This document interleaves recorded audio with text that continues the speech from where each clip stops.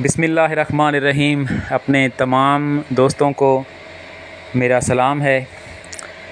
आज हम जिस शहर में मौजूद हैं, यकीनन आप इस सब्ज़े को देखकर और ख़ूबसूरत दरख्तों को देखकर पहचान गए होंगे कि आज हम ज़िला मियांवाली के सबसे ख़ूबसूरत शहर सिकंदराबाद में मौजूद हैं। सिकंदराबाद की वजह शोहरत ये है कि सिकंदराबाद का नाम पाकिस्तान के पहले सदर सिकंदर मिर्ज़ा के नाम पे रखा गया और इस शहर को आबाद करने का मकसद ये था कि जहाँ पर एक सनती ज़ोन बनाया गया और उस वक्त क़याम पाकिस्तान के कुछ ही अरसे बाद जहाँ पर कई कारखाने लगाए गए, जिनमें से 2 कारखाने जो कि बहुत शोहरत रखते थे मुल्क भर में बल्कि दुनिया भर में। इनमें से एक एंटीबायोटिक प्राइवेट लिमिटेड, जिसे उर्फ़े आम में पेनिसिलिन फैक्ट्री कहा जाता था, और दूसरा एक केमिकल प्लांट था जिसको हमारी अपनी ज़बान में लोग डाई फैक्ट्री के नाम से पुकारते थे। वो अब बंद हो चुके हैं, लेकिन इस वक्त भी जहां maple leaf cement factory limited और एग्रीटेक फर्टिलाइज़र लिमिटेड, ये 2 बहुत बड़े सनती मराकज़ हैं जो काम कर रहे हैं और यहाँ पर मुल्क की ज़रूरियात को पूरा करने के लिए बहुत कसीर मिक़दार में सीमेंट तैयार किया जाता है और हमारी ज़राअत की ज़रूरियात को पूरा करने के लिए यूरिया खाद और DAP खाद तैयार की जाती है। इस हवाले से हम कह सकते हैं कि सिकंदराबाद ना सिर्फ़ एक ख़ूबसूरत शहर है बल्कि हमारे मुल्क की मईशत में भी इसका बहुत बड़ा किरदार है। सिकंदराबाद की ख़ूबसूरती अपनी जगह, लेकिन आज की जो हमारी पोस्ट है, जो हमारी वीडियो है, इसका एक ख़ास मकसद है। 15 जुलाई 2022 को रात के वक्त सिकंदराबाद ही के एक बहुत मोतबर सोशल मीडिया ग्रुप जिसका नाम वॉइस ऑफ सिकंदराबाद है,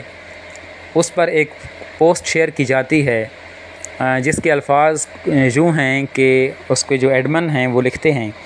कि 9 बजे से 9:30 बजे के दरमियान सिकंदराबाद की फ़िज़ा में एक अजीब तरह की घुटन पाई गई और बहुत से लोगों को अपना दम घुटता हुआ महसूस हुआ और उनको सांस लेने में तकलीफ़ का सामना करना पड़ा। यकीनन ये एक बहुत तशवीशनाक बात है। उसकी वजह ये है कि हम अपने नए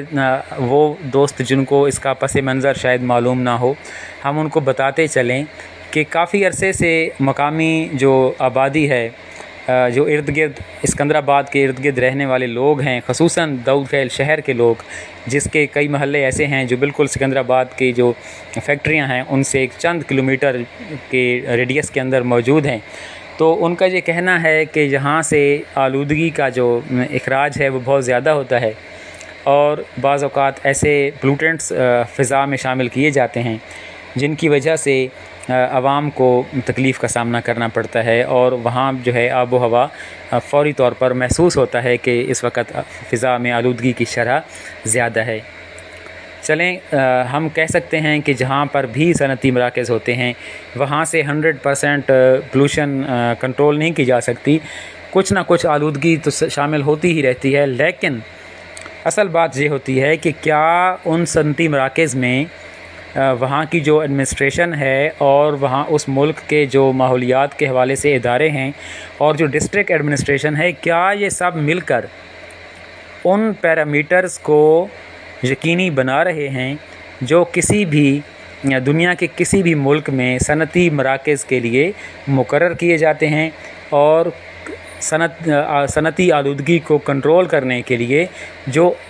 आलात इस्तेमाल किए जाते हैं, जो तरीक़ाकार इस्तेमाल किया जाता है, क्या उस पर अमल दरामद किया जा रहा है या नहीं किया जा रहा? ये एक सवालिया निशान है और काफ़ी अरसे से इसके ऊपर आवाज़ उठाई जाती रही है। हमारे बहुत से सहाफ़ी हज़रात, हमारी सिविल सोसाइटी और कई तंजीमें हैं जो इस हवाले से अपनी तशवीश का इज़हार करते रहते हैं। अब हालिया मसला जो पेश आया है, जो बिल्कुल हाईलाइट किया गया और बजा तौर पर उसको हाईलाइट किया गया कि अगर कुछ लोगों को ये महसूस हुआ है कि इस वक्त फ़िज़ा के अंदर आलूदगी की शरह ज़्यादा है, कोई ऐसी चीज़ मौजूद है जो उनके लिए सांस लेने में तकलीफ़ का बायस बन रही है, तो इसको ज़रूर इन्वेस्टिगेट किया जाना चाहिए और इसको देखना चाहिए कि क्या वजह है। जिस तरह अब फर्टिलाइज़र फैक्ट्री है, बिल्कुल हमारी आबादी के करीब वाक़या है, और कई ऐसे वाक़यात पेश आ चुके हैं कि वहाँ से निकलने वाला जो पानी है उसकी वजह से लोगों के कई मवेशी हलाक हुए हैं। वहाँ पर जो केमिकल्स इस्तेमाल होते हैं उनमें एक अमोनिया एक ऐसा है कि वो नागुज़ीर है, उसका इस्तेमाल हर हालत में किया जाता है किसी भी खाद के प्लांट के अंदर, फर्टिलाइज़र के प्लांट के अंदर। इसी तरह दीगर कई ऐसे केमिकल्स हैं जो इंसानी सेहत के लिए मुज़र साबित हो सकते हैं, तो उनको इस्तेमाल किया जाना तो एक मजबूरी है, वो इस्तेमाल तो किए जाएंगे, लेकिन उनके इस्तेमाल के साथ साथ वो हिफाजती तदाबीर जिन पर अमल करके उनके नुकसानात को कम से कम मिनिमम किया जा सकता है, ये इम्प्लीमेंट करना उस इदारे की ज़िम्मेदारी है।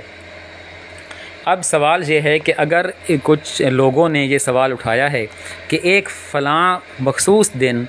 हवा के अंदर, फ़िज़ा के अंदर एक ऐसी कैफ़ियत पाई गई कि जिसकी वजह से उनको तकलीफ़ का सामना करना पड़ा और वो समझते हैं कि ये उनकी सेहत के लिए नुकसानदेह है, तो इस पर खामोश नहीं रहना चाहिए, इसके ऊपर इन्वेस्टिगेशन होनी चाहिए और असूली तौर पर, इखलाकी तौर पर ये उन दोनों इदारों का अपना फ़र्ज़ है कि वो इसको ख़ुद इंश्योर करें कि क्या उन इदारों में उस वक्त पर क्या सिचुएशन थी, क्या प्रोसेस चल रहा था, और वहाँ पर जो केमिकल्स स्टोर किए गए थे या जिन केमिकल्स को इस्तेमाल किया जा रहा था उनकी हिफाजत के लिए क्या इंतज़ामात किए गए थे।